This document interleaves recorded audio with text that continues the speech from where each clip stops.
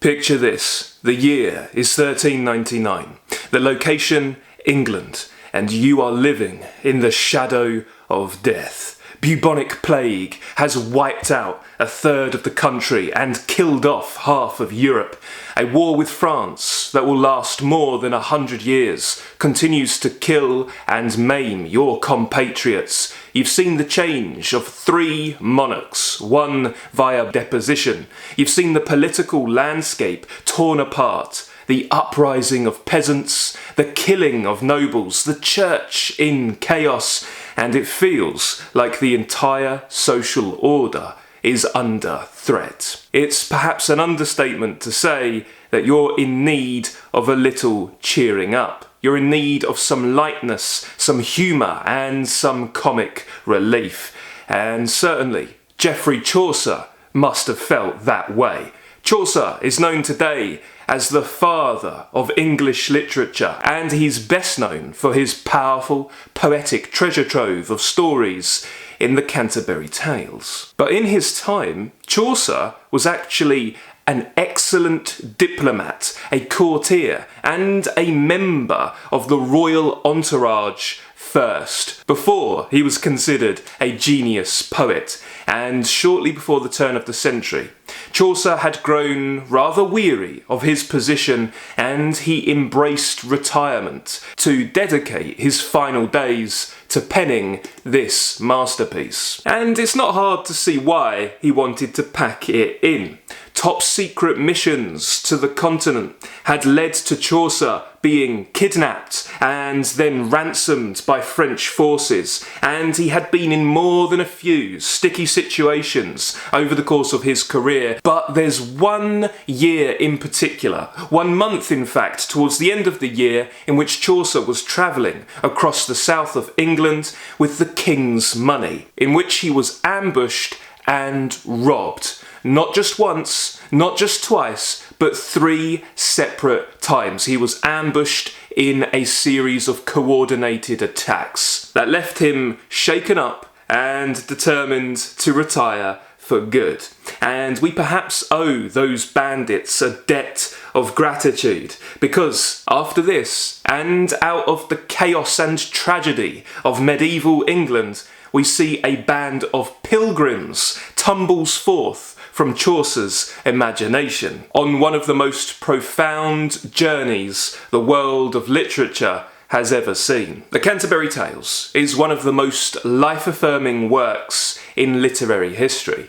It's also the most raucously comic, and the comedy may seem rather cruel today, but in times of plague, rebellion and war, in a time in which there were heads lodged on pikes outside the city gates as a warning, in a time like this, you surely needed a gallows humour to survive. The Canterbury Tales is a compendium of subversive, vivid, and lively stories in every conceivable genre. And the work gives us some of the most iconic, unforgettable, and inexhaustible characters ever committed to the page. This is a work that will make you laugh, it will make you think, and it will make you live more fully. And today we're going to talk about how to read it, because what with it being written in Middle English, it was written over 600 years ago, before the Great Vowel Shift and before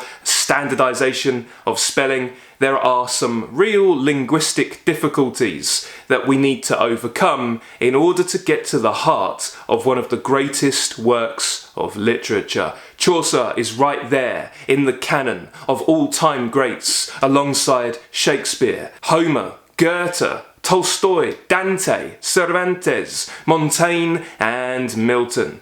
So let's meet him together and let's dive into his story world. Because indeed, at time of recording, we are just now kicking off a brand new and exclusive lecture series, read through and deep appreciation for the Canterbury Tales at the Hardcore Literature Book Club at patreon.com/hardcore literature. And this is your introduction to the work. And let's begin with the most important question.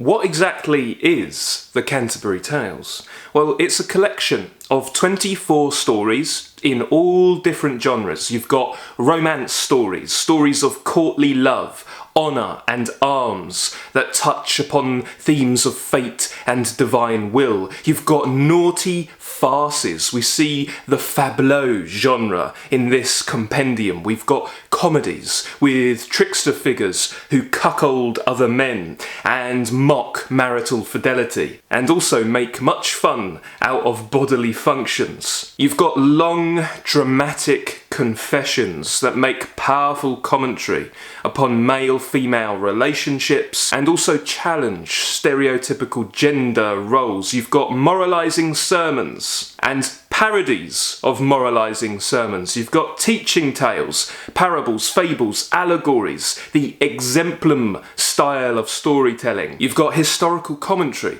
and so much more. But the thing that's even more fascinating than the tales themselves is the tellers of these tales. The reason why we have such a vibrant, vivid and varied style and type of story is because the storytellers themselves are vibrant, varied and vivid. The stories are structured together by virtue of a frame narrative, one of the most compelling frame narratives in all of literature. As David Benson says, no other medieval story collection has a frame that is so lively and dynamic. And the story that's taking place around the stories is that of a pilgrimage. There are 30 pilgrims from all walks of life, from all stations, gathered together to go on a holy journey. 30 pilgrims, including Geoffrey Chaucer himself.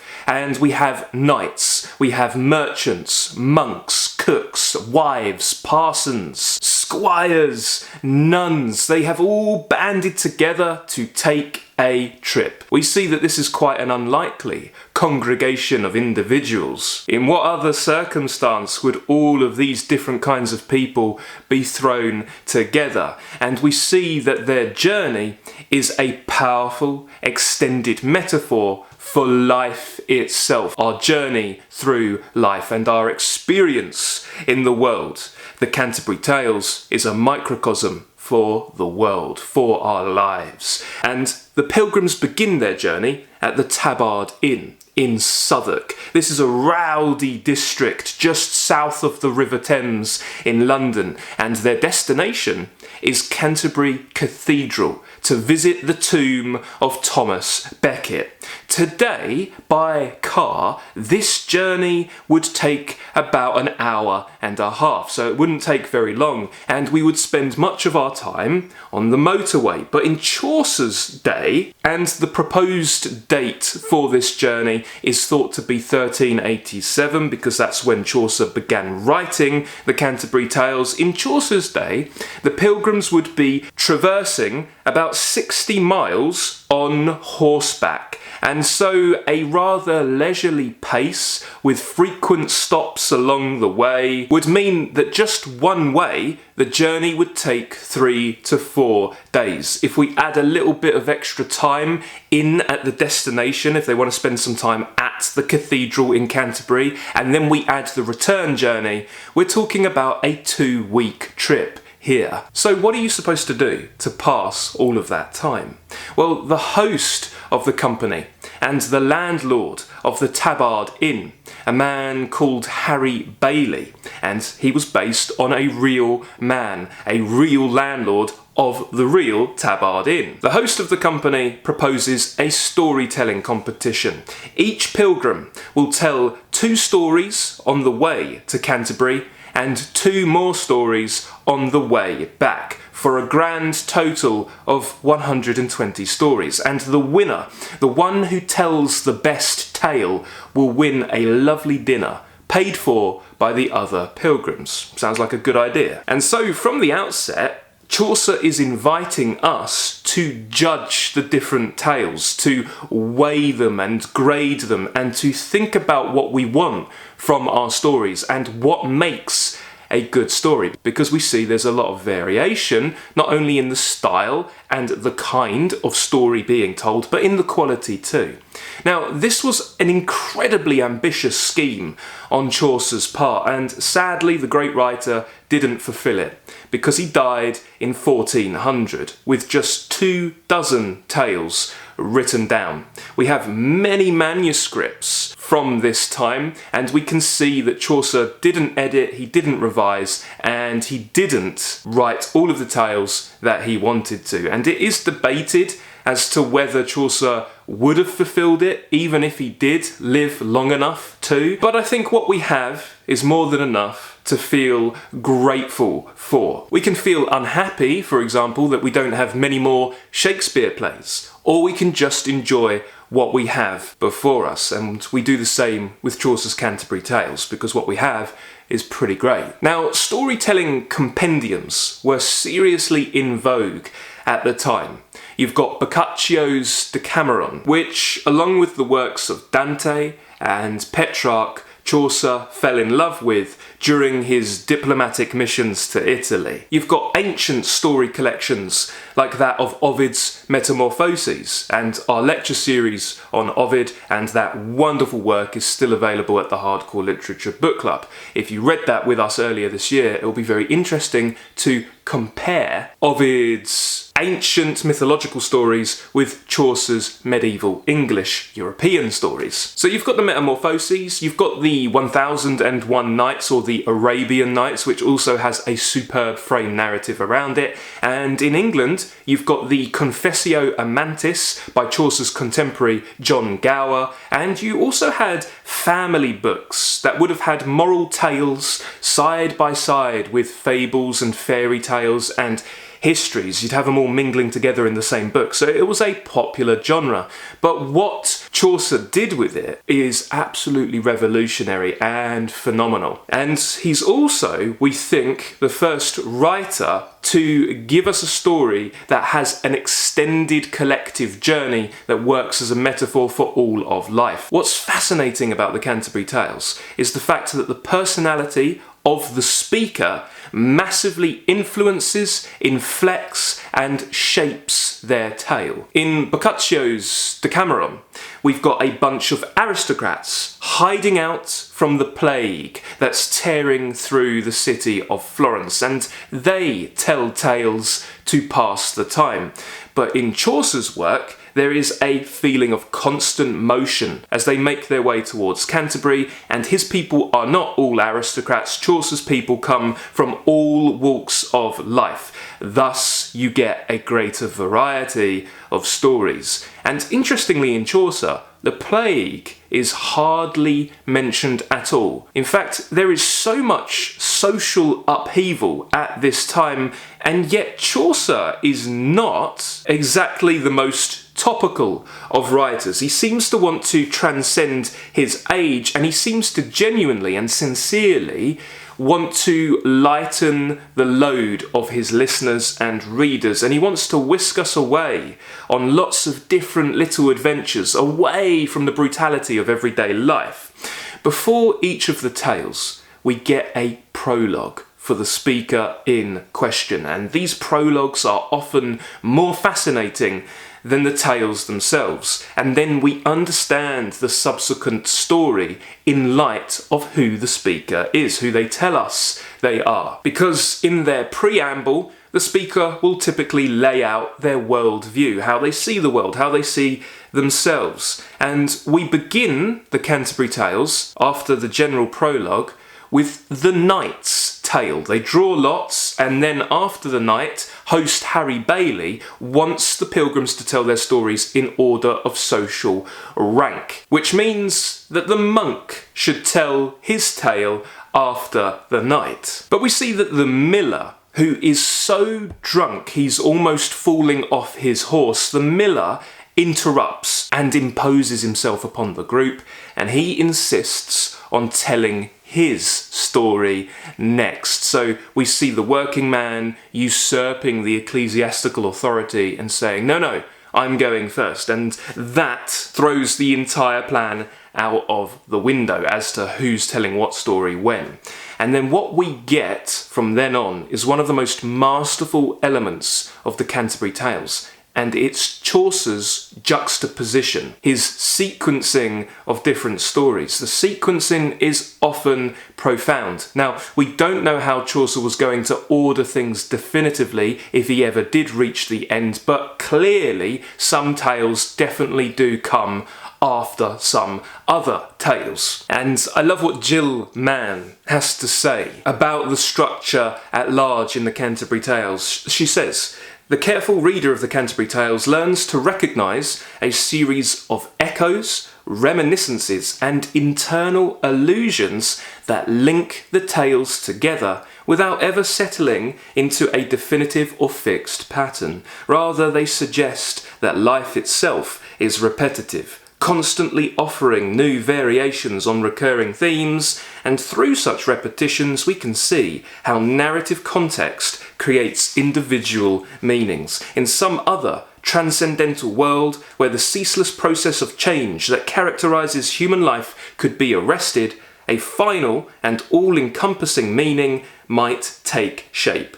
In the life we know, however, the kaleidoscope is all we have, and ultimate meaning appears only as a tantalising possibility, suggested in the motifs on which the constantly varying patterns seem to converge." I love that. So anyway, the Canterbury Tales begins with the knight delivering this courtly, chivalric romance that's very in keeping with his persona. And so when he comes to the end of that, and the miller imposes himself and says he wants to tell his tale, what tale does the miller tell?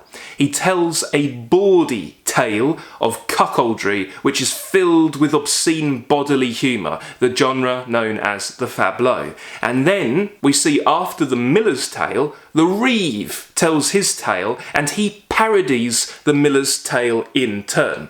The juxtaposition is sublime and gives rise to great comedy. And what's really extraordinary is that we see, in effect, debates taking place across the span of the work. There are connected themes that are revisited, meditated upon, and seen from different angles depending on the speaker. We have themes like men and women, their roles, how we should behave, themes of love and justice and religion, our place in society, and even storytelling itself. And we see that very often one pilgrim will use their tale to get back at another pilgrim. They'll use their story as a bit of revenge to hit back at how they portrayed someone of their class, their station. The friar, for example, tells a tale that sheds very poor light on summoners. And so the summoner, right afterwards, uses his tale to get back at the friar. And he gives us this delightful image of thousands of friars swarming out of the devil's arse like bees from a hive. We see that several pilgrims have scores to settle with one another, and so there's a great joy in reading the tales in sequence for this reason. And the fascinating thing about the Canterbury Tales is the fact that Chaucer simultaneously gives us a time and place that seems on the surface to be quite far removed from our own time and place, and yet we also seem to recognise these characters as real people, just like with the characters of Shakespeare and Dickens. And that's because great art is always universal and it's always beyond its time. Once you get to grips with two pieces of historical context, the tales and the prologues resonate as powerfully today as they did back in 1400. So you want to have some familiarity with social estates, and you also want to understand what pilgrimages looked like at the time. What was a pilgrimage? And why did people go on them? Here's a hint. It wasn't always out of pure religious devotion. So how was society ordered in Chaucer's day? You've got what's known as the estates model, which sees society as hierarchical and broken into three overarching categories that have subcategories within them. What's really interesting is that for the longest time, there wasn't such a thing as social mobility. Your station was fixed, and the class you were born in is the class that you almost certainly were going to die in. By the time we get to Chaucer's age, however, we do see some disruption to that, and we do see a little bit of movement within the echelons of the different classes, which causes some people great anxiety, and it gives others some hope. We start to see in the middle class the nouveau riche. We start to see the rising bourgeoisie, the rising middle class. And we get these constant questions in the Canterbury Tales as to what is nobility? Yeah, nobility was thought to be a quality reserved for aristocrats, like the knight, people of the nobility.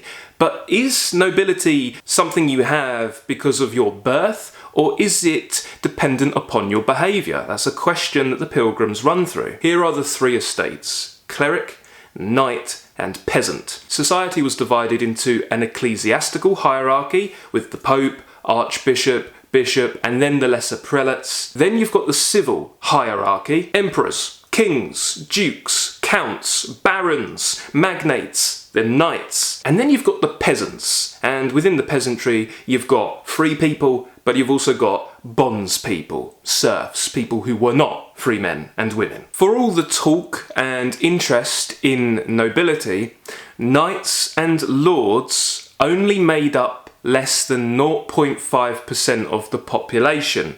At the time, England had about 150 lords and around 2,000 knights. It's worth bearing in mind that after the Black Death, which was known as the Great Pestilence of 1348 through to 1349, the population of England was at 3.5 million, and it stayed there for the rest of the century and most of the following century. A huge whack of the population was just decimated, and the population of London and Westminster was 40,000. Smaller cities like Bristol, York and Gloucester had anywhere between 5 to 10,000 people. It's not a lot of people. Ecclesiastical members made up about 2% of the population, so you had about 50,000 members of the church, and then the overwhelming majority of the population was comprised of the peasantry. We're talking about 90%. You had what was known as villeins.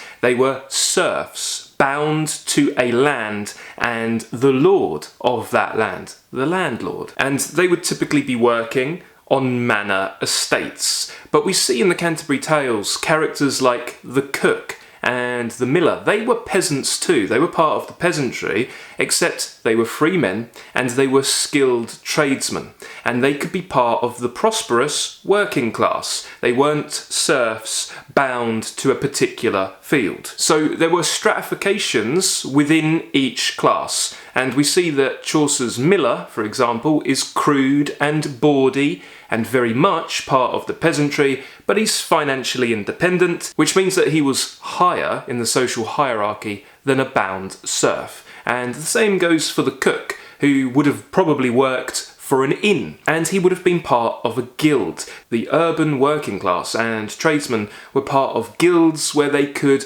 earn a stable, reliable and modest living. You had guilds for so many things. You had guilds for greengrocers, vintners, ironmongers, cloth workers, goldsmiths, fishmongers, and so on. The knight in Chaucer's Canterbury Tales would have been above these working class people and would have been seen as having gentility. He was a gentleman, he was noble. We see that in the Canterbury Tales he brings his son along with him. That's the squire. A squire was an apprentice knight in training, and the squire, hierarchically, would have been under the lesser nobility but above the skilled clergy. And the clergymen, like we see with the parson and the monk, they were above the labourers. Where was Chaucer himself in all of this? Well, Chaucer was in the civil service. He was born in the early 1340s. His father was a vintner, so he made wine,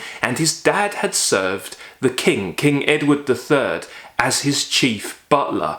And Chaucer's career, we see, begins in 1357 when he's appointed to a royal household. He would then journey across the continent all the way to Italy and frequently between England and France on diplomatic missions, and as we said, he was actually captured and ransomed in 1359 during a military campaign. He wasn't part of active duty, but he was rather part of a band of foragers, essentially trying their luck with the abandoned French camps. I can really only think of Cervantes, who matches Chaucer's turbulent life out of a civil service position. Chaucer, we see, then married advantageously to a woman called Philippa de Roe, a knight's daughter who was in service to the Queen, and she was sister to the mistress of John of Gaunt's wife. And when I think of John of Gaunt, I cannot help but think of Patrick Stewart, who played him marvellously in The Hollow Crown. Now, my top tip for appreciating and understanding some of the socio-political context of the time, my top tip is to watch The Hollow Crown, which beautifully brings to life Shakespeare's Henriade saga. I highly recommend that series, and we have lectures on this period of history as part of the Shakespeare project at the Hardcore Literature Book Club. Whilst in employ as a civil servant and diplomat, we see that Chaucer starts writing courtly poetry. Courtly poetry that's proving to be incredibly popular. He writes a very moving poem called The Book of the Duchess to commemorate the passing of John of Gaunt's wife, Blanche. We see that for much of his aesthetic career, Chaucer mainly writes dream visions, which were a very popular form of storytelling. He writes love ballads, and he also writes translations from French and Italian tales. And then he writes this really incredible, tragic, epic work based on the ancient Greek legends called Troilus and Cressida. Soon after marrying, we see that Chaucer is enlisted as valetus to the king, which makes him part of the king's family. He's part of the royal entourage. He's listed among the esquires of the royal household. In the 1370s, he becomes the controller of customs in the port of London, which then continued under the reign of Richard II. In 1399, Henry Bolingbroke supplants Richard. He becomes King Henry IV, and we see that the fact that Chaucer's service continued across three monarchs without a hitch in a very turbulent time says much about his diplomatic prowess and his genius for navigating thorny political landscapes. Now, my point of emphasis here is to stress the fact that Chaucer was not a writer primarily in his lifetime. Writing was something that, until retirement, he would do late at night after his busy work of the day and his missions for the state were put aside momentarily. And yet he still managed to become the father of English literature, and his works were incredibly popular in his time too. He really was a genius. And if you want to know more about Chaucer's life, we'll be talking about that in the Hardcore Literature Book Club lecture series,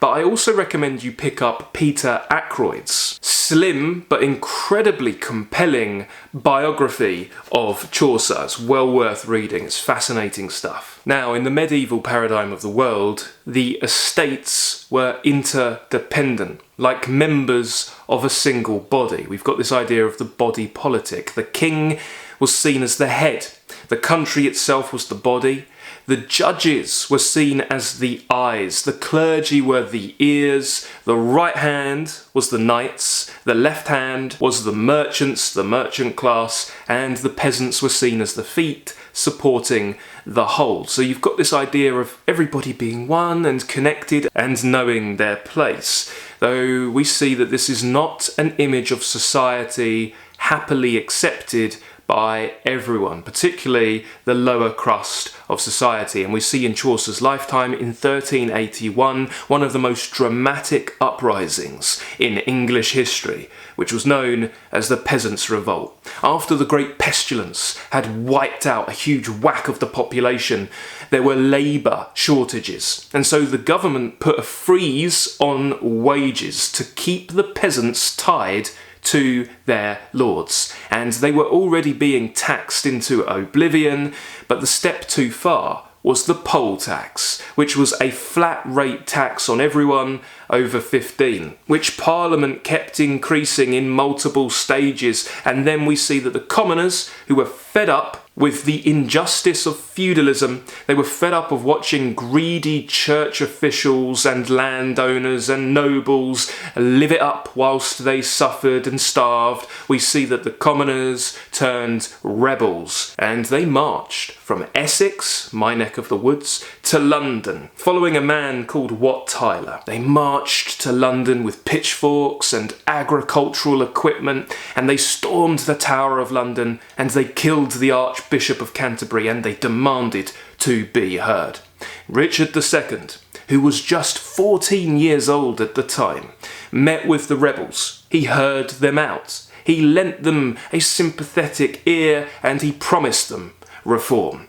The rebellion lost steam, they all went home, they disbanded, and then we see that Richard swiftly dispatched with his promises. He lied to them. Though the rebellion was quashed, this uprising terrified the ruling classes. And again, if you want to go deep into the history of some of this, then check out our lectures on Richard II and Henry IV, and then Henry V as well, at patreon.com/hardcore literature.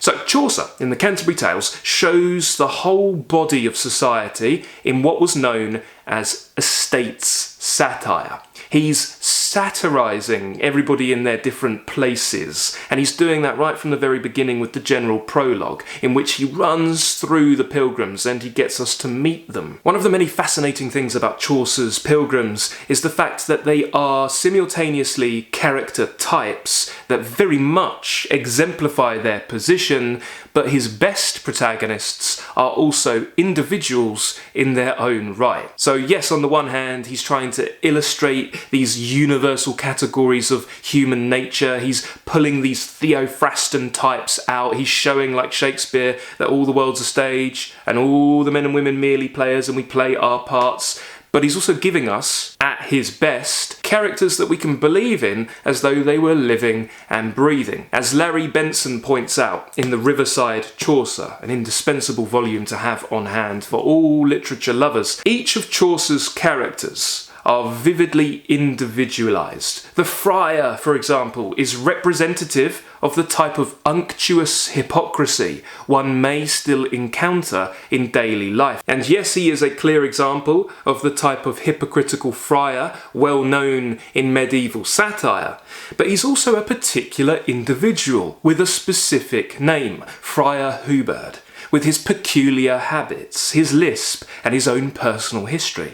Likewise, the knight is an idealised representative of chivalry, but one who has participated in real campaigns, most of them well known to Chaucer's audience. And the miller is not only the traditional thieving miller, but Robin, with a wart on the end of his nose and the habit of breaking down doors with his head. We glimpse the prioress, weeping when her little dogs are beaten. We are told of the real places from which the pilgrims come, and in such touches as the wife of Bath's deafness, we see the present effects of what seem real past experiences. George Lyman Kittredge would spearhead the dramatic theory that is now very much ubiquitous in contemporary medieval studies. He would spearhead this in his Chaucer and his poetry, in which he said that the stories are dramatic expressions of the teller's character. The pilgrims do not exist for the sake of the story, but vice versa. And we see that comparisons are made between Chaucer's people and the soliloquies of Shakespeare's protagonists, Hamlet, Macbeth, Iago, Cleopatra, Falstaff, Lear. A question that you'll want to pose as you read through Chaucer is, to what degree do we hear dramatic voices, a la Robert Browning in the 19th century, and to what degree do we hear fully fledged personalities, like we see in Shakespeare? For me, I think it depends on the pilgrim in question. In Chaucer's best pilgrims, it's very much a blend of the two. But the biggest theory that I'm working through at this moment is the idea that flat characters, as opposed to round characters, and I take those designations, those delineations from E.M. Forster in his Aspects of the novel, I believe that flat characters are actually more true to life than characters who contain Whitmanian multitudes. We're more likely to meet flat characters in our day-to-day lives for different reasons. Some of that's dependent on us and how we view the world, and some of it's dependent specifically on the people we meet. And so there's nothing unrealistic about presenting character types, in my opinion. Poet John Dryden in 1700 would say that the general characters in Chaucer are still remaining in mankind, and even in England, though they are called by other names than those of monks and friars and canons and lady abbesses and nuns, for mankind is ever the same, and nothing is lost out of nature, though everything is altered. William Blake would agree, saying the characters of Chaucer's pilgrims are the characters which compose all ages and nations. As one age falls, another rises, different to mortal sight, but to immortals only the same. For we see the same characters repeated again and again. Nothing new occurs in individual existence. Accident ever varies, substance can never suffer change nor decay. That sounds rather Ovidian, doesn't it? If you read the Metamorphoses with us, doesn't that sound quite familiar? And Chaucer, Blake would say, is the great poetical observer of men, who in every age is born to record and eternise its acts. But let's talk about pilgrimages. What were pilgrimages actually like? In short, for many of our fellow countrymen and women, they were an excuse for a jolly-up. Yeah, British people haven't changed that much in 6 centuries. It was an excuse for a holiday, a vacation, a good time.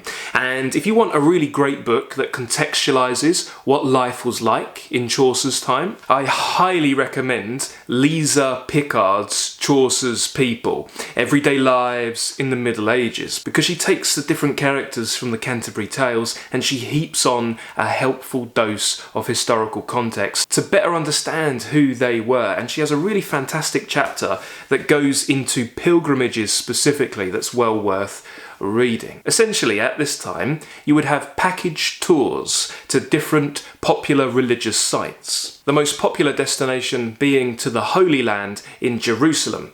And to get there from England, you'd need to go through 39 different changes of currency along the way. But there were pilgrimages to Italy and Spain, and of course there were in-country pilgrimages in England too.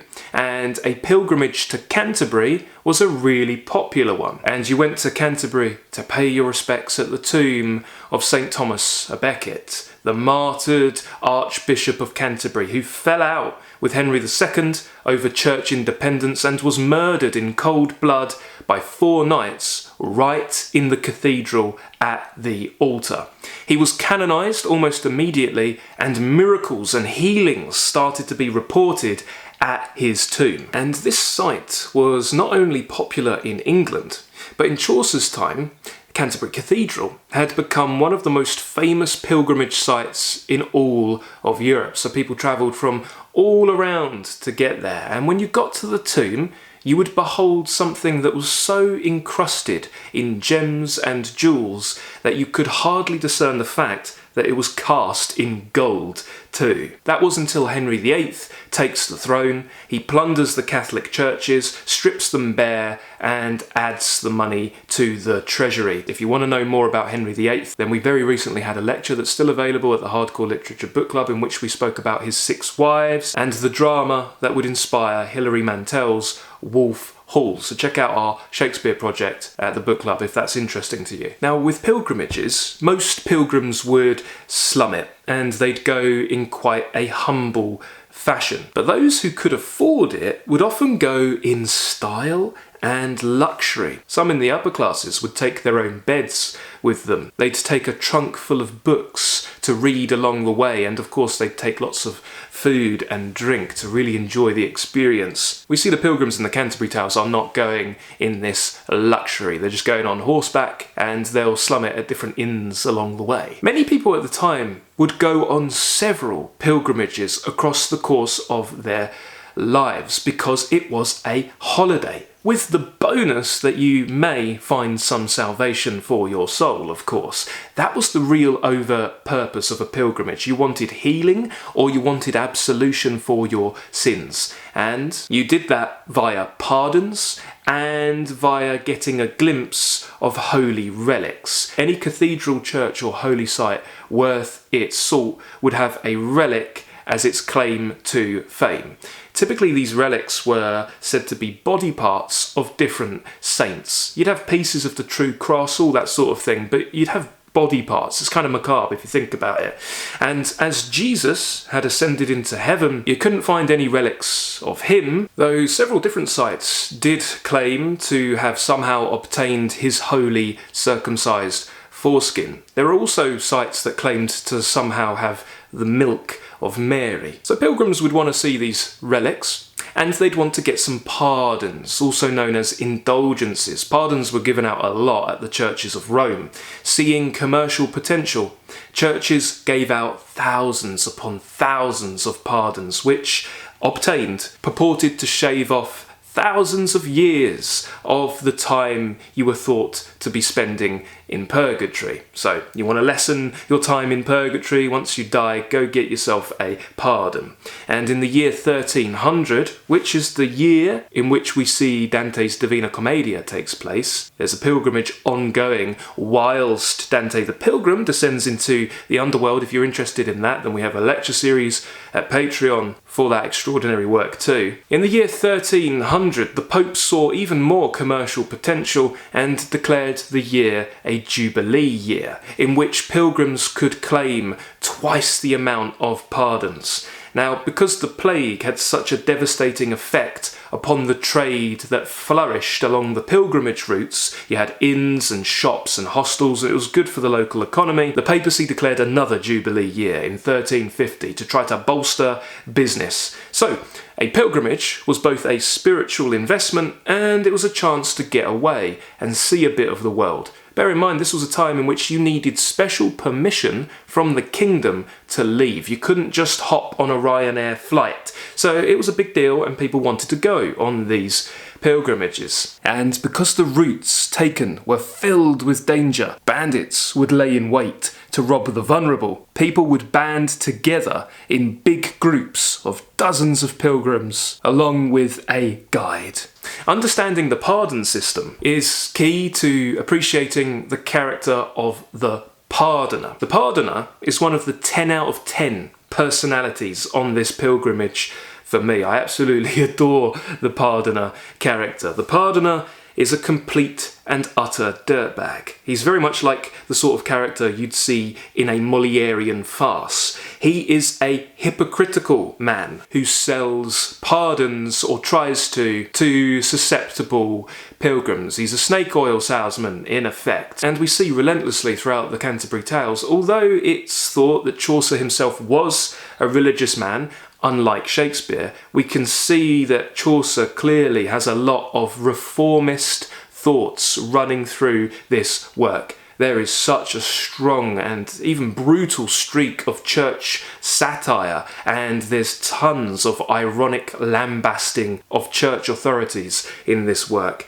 So it's worth understanding what was going on in the church at the time. The church was going through a crisis known as the Great Schism. And at this time you had rival popes claiming to be the true head of the Catholic Church. Shortly after Chaucer's lifetime, you even had 3 different popes claiming to be the true one. But during Chaucer's life, during his 30s, you had 2 popes. You had one in Rome and you had one in France, in Avignon. England supported the Roman Pope, Urban VI, who was elected after Gregory XI died. But we see that France, who again England was warring with at this time, France supported the French Pope, Clement VII. Anyway, we see Chaucer poking fun at the greed of the church system and anyone who associates themselves with the church system or tries to leverage it and exploit it with his pardoner character. His pardoner character is selling pardons to people, and he has a grab bag of relics that he will sell to you for the right price to save your soul. The hilarious thing about the pardoner is that he openly admits that he is a complete fraud. and he will warn of hellfire in his sermons. And he wasn't supposed to be doing sermons, by the way. He didn't have the authority to do that. Doesn't stop him, however. He would warn of the evils of alcohol and fornication, all whilst indulging in all of that himself. And why does he preach? Because it's a money-making gig. It's not about saving souls. And ironically, what theme does he sermonise upon the most? What's his favourite theme? It's the theme of radix malorum est cupiditas. The love of money is the root of all evil. And he preaches against greed whilst exhibiting it at its full. The pardoner admits to manipulating and deceiving people and duping the gullible out of their hard-earned cash by preying upon their fears of damnation. And his prologue and tale, again, are some of my personal favourites in the entire collection. So, anyway, pilgrimages were a very important part of life, and you even had surrogate pilgrims. Often, if someone sinned really bad, they would vow to take a holy pilgrimage, but as the time for the pilgrimage approached, they might realise that, in fact, they didn't fancy braving illness and infection and leaving home for so long, and so some people would actually pay another person to take the pilgrimage for them, and so they could get their absolution vicariously. And it really was a big business back in the medieval era. And 600 plus years on, we get to take that vicarious pilgrimage ourselves, and we get to spend time eternally in the company of some of the most vibrant characters ever created. Now, when you read the Canterbury Tales, there will be some pilgrims and stories that resonate with you more than others. It's the mountain range effect that one sees when reading the works of Shakespeare. There is an uneven quality that makes the sublime peaks all the more impressive. And what's really funny is that if a speaker is not telling a great story, it isn't just us, the audience, the readership, that thinks, oh, get on with it, oh, I can't wait for the next one. Very often the pilgrims themselves will shut a speaker down if they're droning on, if they're being too moralistic, or if the tale is otherwise offending or disappointing them. One of my top tips for getting into the Canterbury Tales is to look to befriend one pilgrim. You're looking for the pilgrim that unlocks the work for you and motivates you to read it all, because if you befriend one of them, you will then have the gusto and motivation to meet all of them. It's the same with Shakespeare. You might read King Lear and suddenly you want to read everything. Or it's the same with Dickens. You read Great Expectations and you think, wow, I want to read the rest of his oeuvre. It's the same with Jane Austen and Thomas Hardy. Many a reader has read all of their works because of Pride and Prejudice or Far from the Madding Crowd, and we have lectures at the Hardcore Literature Book Club on both of those masterpieces. So picking the right entrance pilgrim is absolutely key. And so I want to tell you about my entrance pilgrim and who I fell in love with. I fell in love with Chaucer thanks to one specific speaker, and that's the Wife of Bath. After the Wife of Bath, it was the pardoner character who cemented my love for Chaucer. The Wife of Bath is so fantastic. Her prologue and tale is frequently studied at school, and indeed it's frequently extracted from the work, anthologised, and many people will read her prologue and tale just by itself. The Wife of Bath is one of the most compelling protagonists in all of literature. That's why. She's iconic, she's biblical in stature, and she is without a doubt the precursor for so many of the inexhaustible protagonists that Shakespeare would create 3 centuries after Chaucer. If you've already fallen in love with Shakespeare, the next logical run-on to improve your love is to go to Chaucer. So if you've been reading Shakespeare with us at the book club and we're coming to the end of that project, although lectures are still available, and you're thinking, who do I read next? The answer is absolutely Geoffrey Chaucer. The answer is the Canterbury Tales. We see that the Wife of Bath is particularly the poetic ancestor of Sir John Falstaff, and her voice clamours to the highest pitch among all the pilgrims travelling to Canterbury. This bawdy, irreverent, and yet endlessly wise widow has been seen as an example of Chaucer's extreme proto-feminism, but she's also been seen not as a voice for equality between the sexes, but for female supremacy. Though readers and medieval commentators have been divided when it comes to the wife of Bath. Caroline Larrington from Oxford would say, brilliantly, that it's clear that Chaucer thinks that women are capable of offering wise counsel, and women are a great restraining force on the kind of energies and excesses of male figures. But she finds herself changing her mind every year when it comes to the wife of Bath. I think that's a great sign of a great character who is quite a contested figure. And she says that she struggles to make up her mind as to whether the wife of Bath is a kind of feisty proto-feminist who's sticking up for women's rights and expressing women's opinions, or whether she's a kind of misogynist nightmare, of exactly the kind of wife you would not want to be married to, though you may admire her spirit. I must say, it absolutely blew me away when I first met the wife of Bath as a teenager, and I say met because she feels very much like a living, breathing, thinking human being. She very swiftly became one of my literary heroes, along with Falstaff and Lady Bracknell and Don Quixote, and I personally see her not only as a voice for women's emancipation and liberation, but I see her as giving a defiant, rallying cry for all of those who are tired of so-called authority. And she promotes a sense of Emersonian self-reliance more than 500 years before the dawn of transcendentalism. Her prologue, which is significantly longer than her actual tale, and we're thankful for that. Like Hamlet, like Falstaff, we could listen to her talk quite endlessly. Her prologue begins in one of the most iconic ways. Experience, though no nocturite, wherein this world is richt enough for me, to spake of woe that is in marriage. What's she saying? Experience is her authority. Yeah, she's going to speak of woe in marriage, and what she knows, her wisdom, comes from experience. And in medieval times, you see lots of appeals to authority. The right authority was paramount. This is also why you don't need ingenuity or originality when it comes to the substance of stories. People didn't like new stories. They liked old, familiar stories, and they wanted to see your spin on them, but they wanted to know what was going to happen. They wanted to hear stories of characters they already knew.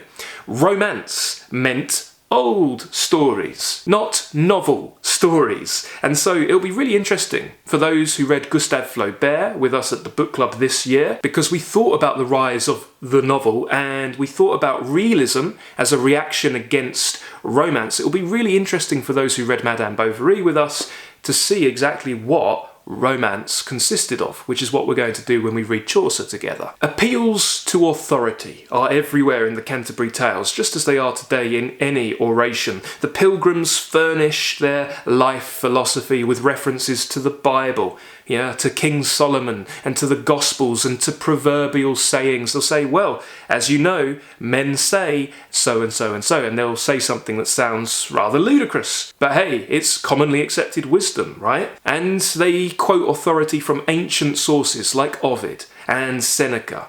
Why? Because it lends credence to what they're saying. They back up their arguments with authority, or auctorité. So what's the wife of Bath saying she's going to do in her prologue? She's saying that she's going to speak of woe in marriage, and she can do that because of her extensive experience. Experience is her authority, and this became a creed of mine from a rather early age, prompting me to learn from my own hardships and mishaps and mistakes in the world, and not learn just from the pages of books. I often tell people to live the great books. That means you take what you're reading about into your life, and you take your life lessons into your books. It's a powerful way to read, and it's a powerful way to live. The wife of Bath, we're told, has had 5 husbands at church door, and marriage back in Chaucer's time was valid enough if you just stood in front of the church door with some witnesses and exchanged vows. And the wife of Bath defends herself against those who criticise her remarrying by citing the Bible selectively. Yeah, people will find a Bible quote for anything in order to throw shade on you. And so what does she do back? Well, she can cite the Bible selectively too. If it's so wrong to remarry, she says, why did Solomon have so many wives? Of course, she's making a profound comment on male hypocrisy and male versus female dynamics. She then dismantles the idea of virginity, purity and virginity, and the value of virginity, even lambasting apostles like Paul, who surely couldn't talk authoritatively about sex because they had never had it. And she also takes issue with those who cite sexual impropriety against her, because of course she enjoys sex. She loves sex. What's wrong with that? Didn't the Bible tell us to go forth and multiply? And what we get in The Wife of Bath's prologue is something of an anti-sermon sermon. I love it. And she waxes lyrical on the utility of our male and female members. They aren't just there for pissing, she says. Our instruments are there for pleasure and procreation. She talks about her 5 husbands, and of course we learn this wasn't a bigamous situation. She remarried after each of them sadly died. Of the 5, she says, 3 were good and 2 were bad. The 3 good men were rich and old, and she worked them over. And she gives advice to all of the wives listening, if they know what's good for them. You want to gain mastery and supremacy over your husband, she says. Because, of course, if you don't, he will. And so how do you do that? Oh, well, there are many techniques for doing that. You can accuse him of cheating. You can feign jealousy. You can lie and guilt him and nag him and control him. And, of course, use your sexual power to charm him and trap him. And all of this together has the man living in a household of fear. And you break him right down and you rule the roost. I, of course, think of Shakespeare's Cleopatra, who instructs her mistresses of what to say to her love Antony. If he's sad, tell him I'm dancing. If he's happy, say that I've suddenly taken sick. It's very abusive. We probably think of Cleopatra, but we may also think of the abusive marital strategies put forth in The Taming of the Shrew. Now, the wife tells us that she thought all of the men were in her trap until her 5th husband, who dealt the emotional and physical abuse right back to her, beating her and berating her until she finally worked out how to get control of him too. And again, if this sounds cruel, we often hear people say that Shakespeare's comedies are crueler than his tragedies. There's a cruel streak in Shakespeare too. If this sounds cruel, understand that it really wasn't for Chaucer's day, and it wouldn't have been considered so. Yes, this would have been considered humorous. And Harold Bloom, in his Western Canon, in his chapter on Chaucer, extracts a really fantastic passage from Donald R. Howard's biography of Chaucer that I'd like to read briefly to exemplify just what a cruel world it is. We're told, Englishmen of Chaucer's day were not like the stereotypical stiff upper lip English of modern times, who are the children of the Enlightenment and the Empire.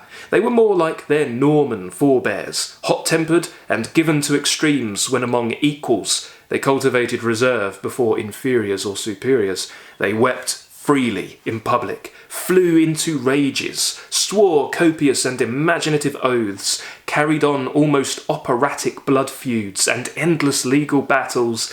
The mortality rate was high in medieval times, and life more precarious. We find more recklessness and terror, more resignation and despair, and more gambling with fortune.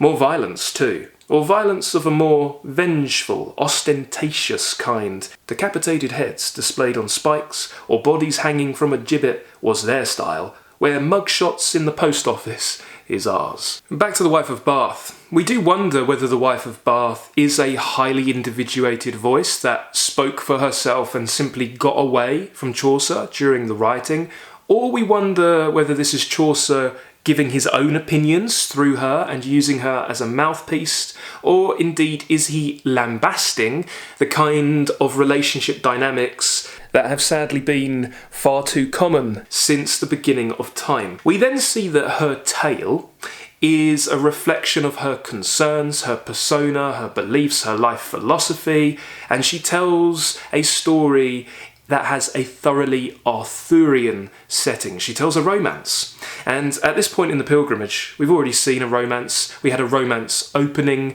the storytelling competition with the Knight's Tale. But this is a romance of quite a different quality.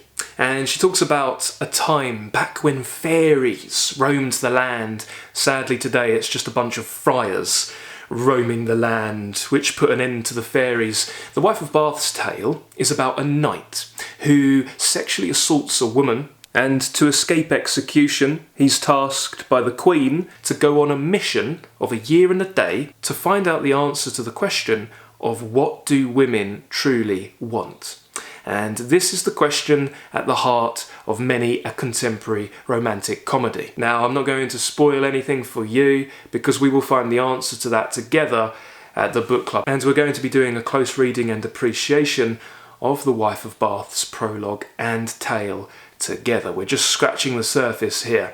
Suffice it to say, the wife's opinion comes through in the tale. Or is it Chaucer's? Now let's get down to the practicalities of how to read the Canterbury Tales, because, making no bones about it, Chaucer offers an upfront difficulty in even comprehending what is going on. And that's because his Middle English is a gulf away from our English today. So we need to arm ourselves, we need to equip ourselves to overcome the linguistic obstacles, and when we do, our rewards will be endless. Here's my little unconventional opinion. Chaucer isn't that difficult, especially with the right approach. Now, if you've learnt to read Shakespeare comfortably, the next step up is Chaucer. Though he is quite a bit more difficult than Shakespeare, obviously. But if you've managed to do Shakespeare, think back to the time in which you thought Shakespeare was incomprehensible, before you read any Shakespeare and found the language too archaic and dense. If you've learnt to read Shakespeare, you absolutely know you can do Chaucer. The reason for the difficulty of Chaucer is that he is writing before what was known as the Great Vowel Shift, which I know that sounds like something that happens after one's morning coffee, but it's actually a period in linguistic and phonetic evolution. This is a time of major change in the pronunciation of English vowels between the time of 1400, which is the year of Chaucer's death, and the time of 1600, which is when Shakespeare was writing. After Shakespeare, we see that pronunciation becomes more stable after shifting like tectonic plates, and spelling also gradually starts to become standardised. You can see that Shakespeare spells his own name in multiple different ways, and that's not because he wasn't literate and he didn't know the correct way to spell his name. It's because there wasn't a correct or fixed way to spell things back then. You spelt things how they pronounced and how you felt was right at the time. So you get a real variation in spelling for a lot of these old works, which lends a rough charm to the language, I think. And the process of standardisation took quite a while. It began its progression with the printing press, which was after Chaucer's time, all the way up to the dictionary era of the 18th century, with Dr. Samuel Johnson's first dictionary. Simply put, the vowels of Chaucer's day were pronounced very differently from how they are pronounced today. All of the long vowel pronunciation changed, and some consonant sounds changed too, or they became silent. What's a vowel? We're talking A, E, I, O, U. Consonants are everything else. K, S, T, P, and so on. We can see that the sound of diphthongs changed too. That's a sound made by combining two vowel sounds into one syllable. House, eye, toy. A monophthong is like cat. The cat sat on the mat. As opposed to a. We can take some words as an example just to see the difference in pronunciation of these vowels. In Chaucer's day, the word bite would have been pronounced beta, the word time, as in what's the time, would be pronounced time, and the word house would be pronounced hus. And you'd pronounce all of the consonants. Now, learners of English typically lament the supposed lack of rules. Why don't you pronounce all of the consonants in words like night or night, like night as opposed to the day, it's now nighttime, or a knight that sallies forth on adventures, Don Quixote, is a knight. Why do you not? What's with the silent letters? Well, in Chaucer's day, all of those consonants would be pronounced. Talking about the knight, as in the Knight's Tale in the Canterbury Tales, you'd refer to him as knicht, the knicht, which is actually closer to the original Germanic knecht, which means servant. Yeah, so a knight is a servant. And we might think of the idea of chivalry. That comes from the old French word for horseman, chevalier. But what caused the Great Vowel Shift? Well, there's a lot of different theories on this, and it's widely debated. One theory is due to population migration. Rapid migration from the Midlands down to the south of England following the Black Death resulted in a pronunciation shift over the long term. Why? Because there was a massive clash of dialects, and we see that Londoners changed their pronunciation to differentiate their speech from the immigrants from other English cities. Londoners do this a lot. In the history of linguistics, we see this constant in-groups versus out-groups. But this is the case all over England. Another theory is due to the French loanwords. English language today, you can look, and it is mostly French or Latin and Germanic. The polysyllabic lexis, the highfalutin, elegant words are typically from France, and the bread and butter words, the easy monosyllabic words, they come from our Germanic heritage. But we had a lot of French influence at the time, and so this change in pronunciation could have just been due to inaccurate pronunciations of French, and that could have been deliberate. It could have been what was known as hypercorrection. Of course, England is warring with France at the time, so there was a lot of anti-French sentiment, and once again, Englanders wanting to distinguish themselves from France. And speaking of the French influence, it is very interesting to note, and important to note, the cultural dominance of French at the time, ever since the Norman invasion of England in 1066. And France and England would have a very rocky and overbearing relationship with one another ever since. French in Chaucer's day was the language of the state. It was the language of record keeping, and it was also used as a literary language too, along with Latin. So for Chaucer to write in the mongrel tongue that was English at the time, this was revolutionary. Similar to how Dante decided to write his Divina Commedia in the Tuscan dialect of Italian, which then, thanks to him and Boccaccio and Petrarch, would become the basis for standard Italian. He decided to write his masterpiece in Italian, the contemporary and everyday, rather than Latin. Writing in English as a literary language wasn't much of a thing in Chaucer's time, and you'd have used Latin for ecclesiastical and theological works, and you also had a lot of Italian too.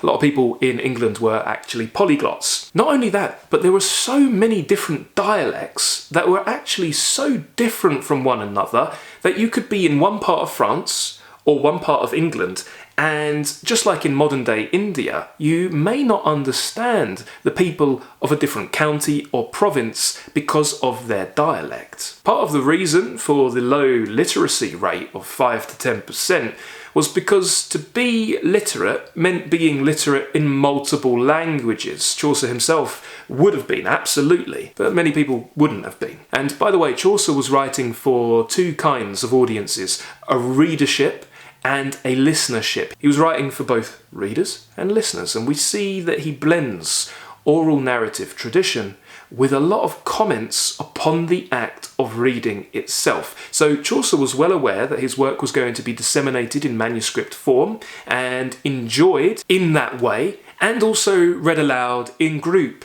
settings. Even if you read it by yourself or in a very small group, reading quietly to yourself was not something that really happened. That only really started to happen over the course of the 19th century. For the longest time, reading silently was seen as strange and also sinful. So even if you weren't in the company of other people, you would read aloud. So we're talking serious oral narrative tradition here. But in France, you had lots of different dialects. You had the Breton dialect, you had Artois, you had the Picard dialect, and you had Norman French. And in England, there was a kind of Anglo-Norman French. But dialects in England meant that contemporary writers, so writers writing at the exact time as each other, like Chaucer, like William Langland, and like the Gawain-poet, would have been very unlikely to have read one another even though they were writing at the same time.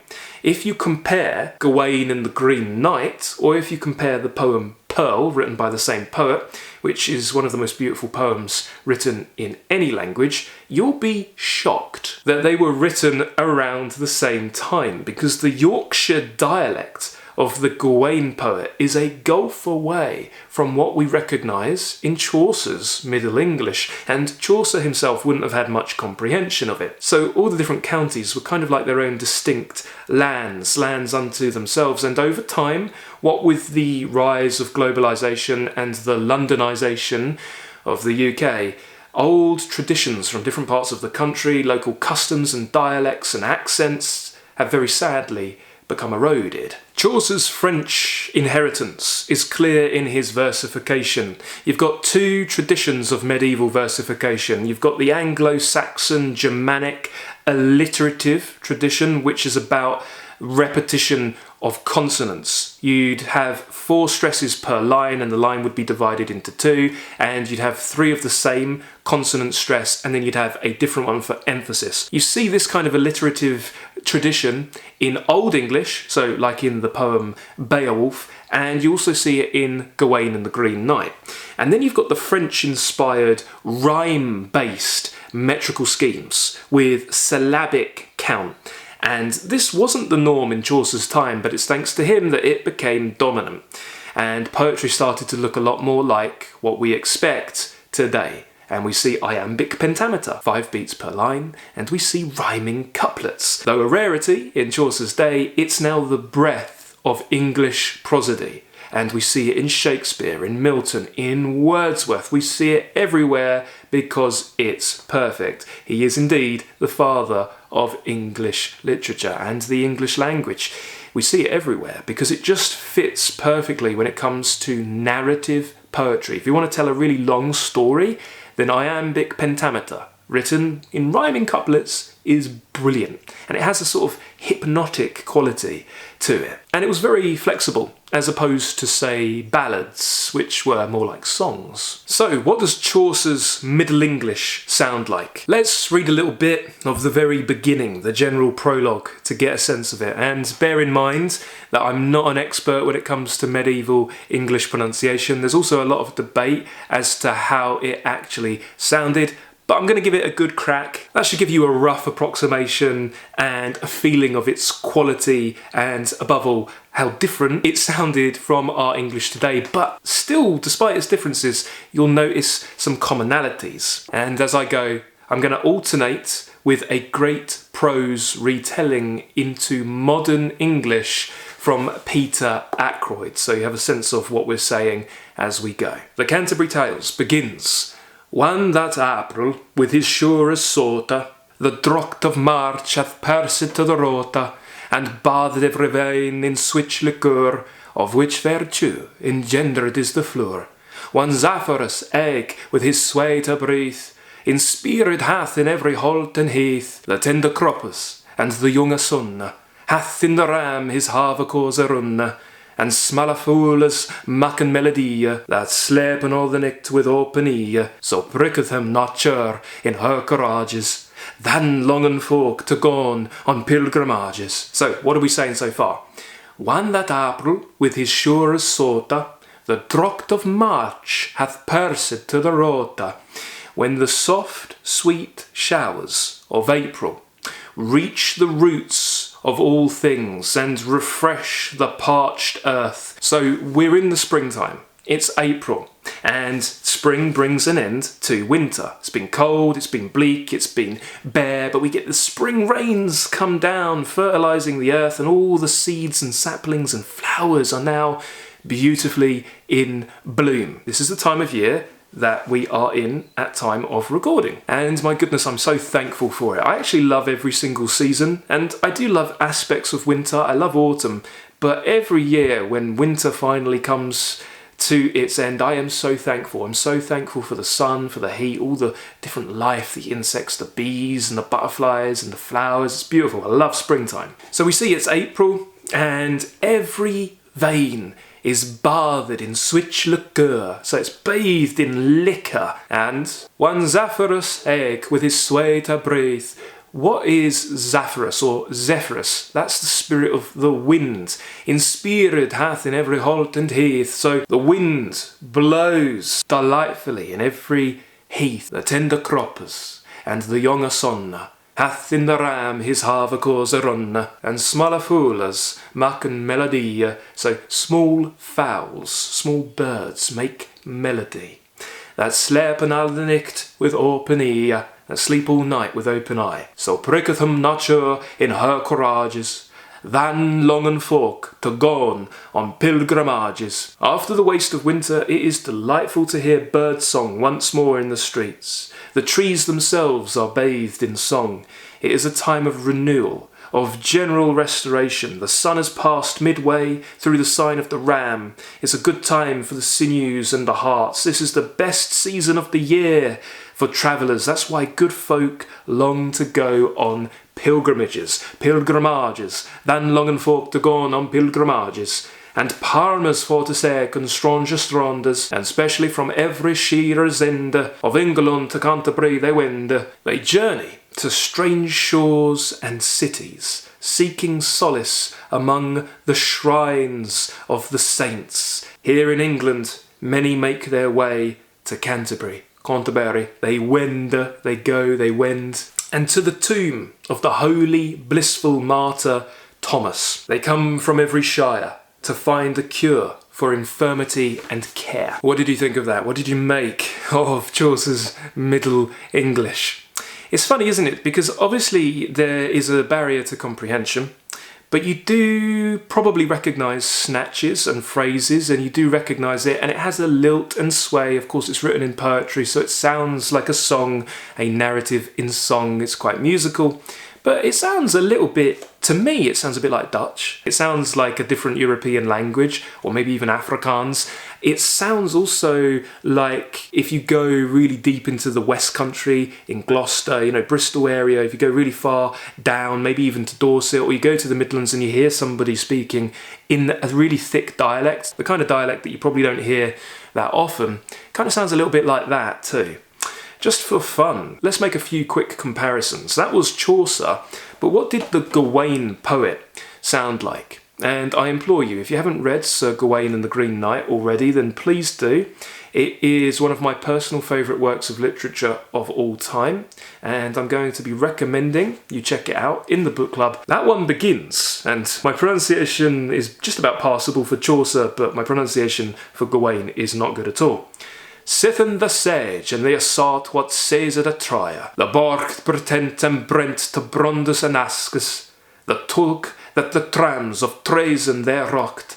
What's treed for his treachery, the truest on earth. The siege and the assault being ceased at Troy, the battlements broken down and burnt to brands and ashes, the treacherous trickster whose treasons there flourished, was famed for his falsehood, the foulest on earth. Do you see the difference between the Gawain-poet and Chaucer? Chaucer has got that bouncing, iambic, rhyming rhythm that we love and we recognise. That's part of the reason why he's easier. Whereas Sir Gawain and the Green Knight's, written in the Anglo-Saxon Germanic alliterative tradition, was famed for his falsehood, the foulest on earth. Earth. You might note that you've got different letters back then, like the thorn. Do you see that? That little thorn, that is a TH sound. Th. Over time it got corrupted into a Y, or what looks like a Y. That's why you see ye olde shop, for example. It's not pronounced ye, that's a corrupted thorn, that's the letter for TH, and it's supposed to be the oldie shop. And if you want to go even further back and see what a gulf of difference there is between Old and Middle English, if you want to feel more confident about reading Chaucer, you can always compare Beowulf, which was written anywhere between the 8th century and the 11th century. You've got estimates ranging from 608 AD through to 1010 AD. And the fact that our very first undergraduate modules at Oxford for English language and literature began with Anglo-Saxon studies meant that I had a perpetual migraine for all of Michaelmas term. I really struggled with Anglo-Saxon studies, though it was cool studying in the very same class and lecture hall that J.R.R. Tolkien would lecture in, and then after my lectures I would go and walk the route that he and C.S. Lewis and the Inklings would take through Oxford. Yeah, I can't pronounce Old English at all, but Beowulf begins Hoat, we gardena in yardagum theod kninga thrim yfrunon hu tha athelingus ellen fremedon. By comparison, Shakespeare is not seeming so difficult now, is he? Shall I compare thee to a summer's day? Thou art more lovely and more temperate. Rough winds do shake the darling buds of May, and summer's lease hath all too short a date. So let's talk practical tips for your reading of Chaucer. Number 1, you do not need to understand everything. You have to adopt this mindset. Accept it. Accept that you won't understand everything. And just like with Shakespeare, looking up every single word you aren't confident on in the glossary or the footnotes is only going to slow you down and make it harder to understand, and it will make the reading feel like unpleasant work. So you shouldn't be looking up everything. Number 2, you can understand things from context. In this way, reading Chaucer is kind of like being B2 or B1 level, a sort of intermediate level for another language. Speakers of multiple languages will tell you that they can understand and converse without knowing every single word that someone's saying. In fact, you can have a conversation with someone, not understand a dozen words, and you can still understand what they're talking about. My third tip and mindset to keep in mind is that hearing makes Chaucer more comprehensible often than reading. Now, sometimes a quick look at the line will make the meaning apparent very swiftly. I think even with the pronunciation of the original Middle English, you should be able to follow the gist at least. But the ultimate hack is to combine reading and listening simultaneously. Now, I recommend this for all great works of literature. It slows you down, helps you relish it, helps you appreciate it, helps you think, gives you time. But it is indispensable when it comes to Middle English. You get this magical comprehension when you do that, because what the ear fails to discern, the eye will pick up. What the eye fails to catch, the ear will hear. Here's another hack. Listen to a modern English audio version, a narration in modern English, or listen to a version that keeps with the Chaucerian original but deploys modern pronunciation, like the Dame Peggy Ashcroft reading of The Wife of Bath's Tale. If you listen to a modern English version and then read the original, that will be a really leveraged move and you'll be able to understand it very easily. And you should have a lot of fun searching out different audio versions for the tales to accompany you. Naxos are a great company who have the individual tales narrated, and they also have both the original pronunciation and the Middle English pronunciation. So have some fun perusing and choosing, and I'm going to be putting my own personal recommendations for my favourite readings in the resource section for these lectures at the Hardcore Literature Book Club. Now, if you're reading the original, and you can get the original in the Penguin, the big meaty Penguin paperback, you can also get it in the Riverside Chaucer. If you're doing that, I would implore you to ration yourself when it comes to looking words up. Give yourself a word ration. That could be one word per line that you don't understand, or one word every few lines. If you are reading the original, read a good passage before looking anything up. Yeah, read a few lines first and then check out the meaning to get a sense. Here's my hands-on recommendation for how to read, however. This is how I recommend you read Chaucer. Have a prose, modern English version on hand, like the one that Peter Ackroyd has brilliantly put together. You can also have a poetry retelling in modern English, like the Neville Coghill, which begins, "When in April the sweet showers fall, and pierce the drought of March to the root and all, the veins are bathed in liquor of such power, as brings about the engendering of the flower." Now, that's not so challenging, is it? You can understand that. I think it's actually less confusing to have a prose version on hand for your modern English, because then you're not comparing poetry and poetry, but you've got a different substance. You've got the original poetry and then you've got the prose to make it easier. Here's what you should do. Read a block of the modern English prose version first. That can be a paragraph, it could be 2 paragraphs, it could be a page. Read a block through, enjoy it, see everything. Yeah, get the story, get the speaker, get a sense of it. And once you've done that, then go to the original. So you're going to have 2 books on hand. Go to the original and reread that same section you just read in modern English, but read the original. And you won't need to look things up, and you will be able to understand what's going on because you've just been given the story. Yes, this is an exercise in memory and recall. You're going to be testing your short-term memory. You've got the story, and it's like a magical hack where suddenly you're going to understand the Middle English because you know what's being said, and that is really rewarding, and you can appreciate the poetry and the liveliness, the gusto of Chaucer's writing. So do that first. Read a bit of the modern English, then go to the Middle English, and voila, you understand, and go back and forth in that fashion. Now, another leveraged move is to identify some words that recur across Chaucer that we don't have anymore. In the same way, if you understand the word wherefore in Shakespeare means why, that will make lines like "Wherefore art thou Romeo" more comprehensible. Juliet isn't saying "Where are you?" She's saying "Why are you Romeo?" Also, there's a difficulty in the fact that even with the same words that we have today, the pronunciation's different, so it's going to sound like a different word. But here are some common words in Chaucer that you'll see again and again. And bear in mind that spelling is not standardised, so you're going to see variants in all of these. You might see the word height or hicht, height, and this means named or called.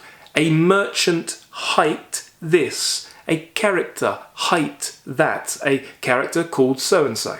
You'll see the word yclept, which also means called. A knight yclept so-and-so, or a knicht yclept, a knight called. You'll see the word quod frequently. It means said.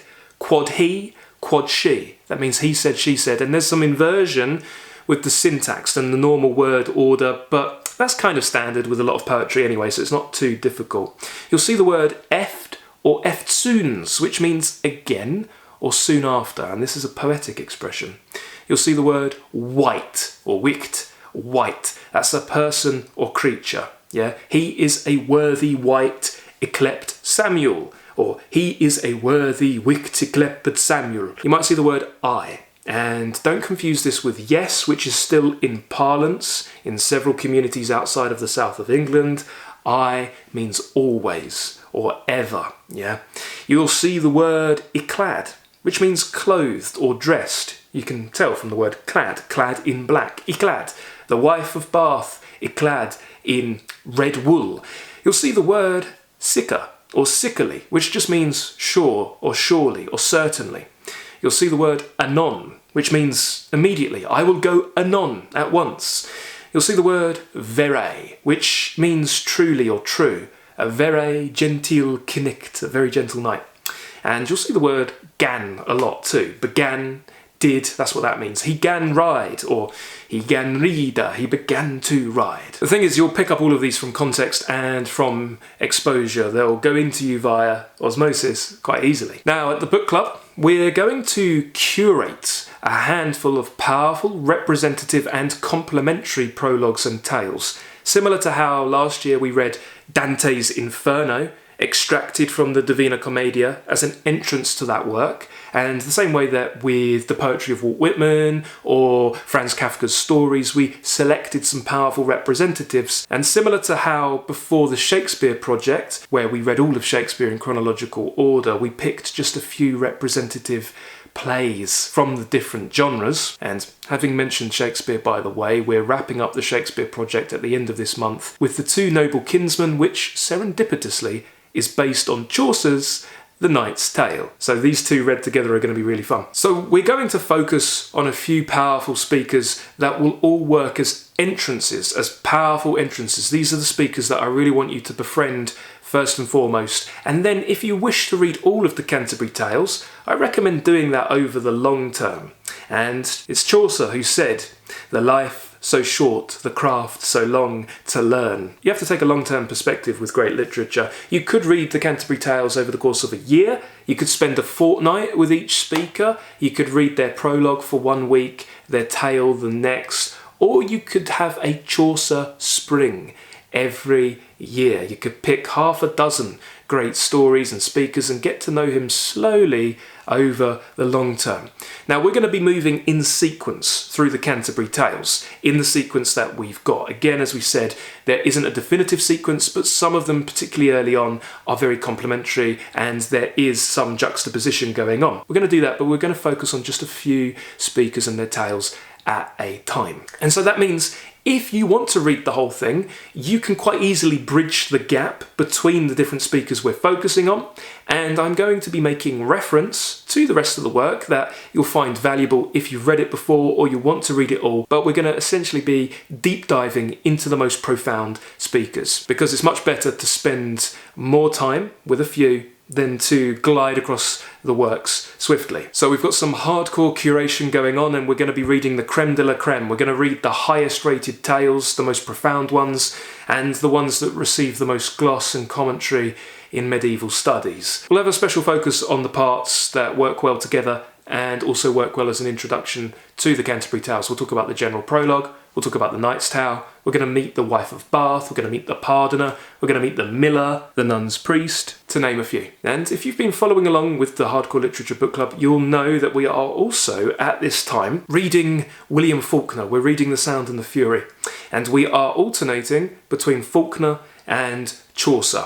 Our lectures come out every weekend, and we're having Faulkner, Chaucer on alternating weeks. So this weekend coming, we're going to have our next Faulkner lecture, and so on. And we're taking them both across the course of 6 to 7 weeks. After that, we'll be reading some dystopian fiction together with George Orwell and Aldous Huxley with our dystopian double bill. And by the time we reach summer, we'll be having a summer of Homer, and we'll be reading the Iliad and the Odyssey. So the entire year is going to be so rewarding and so much fun. We're reading so many books that are the most powerful works ever written. And I've deliberately put both Faulkner and Chaucer in the spring season. So at time of recording, we're kicking off our reading in April, and we are aligning our reading with the seasons in a really rewarding way, and we'll talk about that in our actual lectures. And so, come read Chaucer with us. Go to the post for this discussion at patreon.com/hardcore literature, and you'll find a bunch of resources to help your reading, and you'll also find your reading assignment for the Canterbury Tales for our next lecture. And if you want to read even more great literature, then we have a really extensive back catalogue of bookish read-throughs and lectures for writers like Tolstoy, Dostoevsky, Jane Austen, Dickens, Shakespeare of course, Goethe, the Bronte sisters, Toni Morrison, Ralph Ellison, Lady Murasaki, and many, many more. So join us. Once again, that's at patreon.com/hardcore literature. And for now, let me know, what is your experience with Chaucer? Have you read any of Chaucer before? Have you read the Canterbury Tales? Have you read any of his other works? If so, why and when, and what did you make of him? Is this a first reading for you? If so, what are you looking forward to? What are you anticipating? What are you dreading? And what would you like to get out of your reading? If you've read Chaucer before, then let us know any advice you would give to first-time readers to make their reading more enjoyable. But now it's time to grab ourselves a tankard of ale at the Tabard Inn, and we're preparing to set off on our pilgrimage to Canterbury. We're going on a pilgrimage together to Canterbury Cathedral, and come along for the ride and let's share some stories. Thank you very much for watching today. Thank you for sharing your love of literature with me. I appreciate you, and I hope you have a wonderful day. Happy reading, and bye-bye for now.